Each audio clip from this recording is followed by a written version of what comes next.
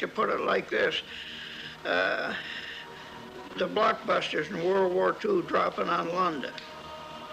If a blockbuster dropped and you still could get up and walk away, then you had nothing to worry about.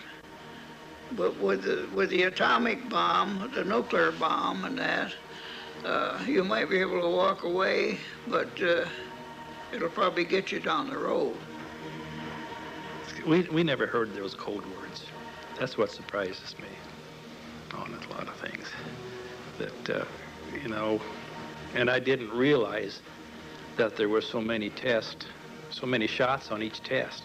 That really surprised me when I look back at it or get the paperwork on them. I didn't realize there was that many shots. Once we had ionizing radiation in our bodies, we were contaminated for life. And you can take that to the bank. We were contaminated for life. My children, 3 of my children were born after the tests. And then we talk.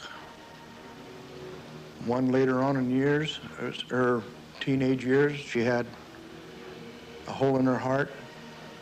The next one come up behind her. She had bad valves in her heart. And the last one is borderline retardation. I often think about it in our motor pool. You know, all of those vehicles had been out there on these tests, and we come back in, and we would have to repair them and crawl around under them, and all of that sand was just like powder under them. And I wonder about some of those guys afterwards. And the thing that really bothered me was that when I had my children seemed like they picked up what I had. I had a couple of crippled children. One of them's dead. One of them, he's on Social Security. He's crippled, and it just, my daughter, she broke out with these rashes around her throat and on her back, and the little knots like I got, and loss of teeth was another thing. The gums bleeding a lot. I've had a lot of dental problems. I'm very proud to have been a sailor. I have been proud to serve my country in any way.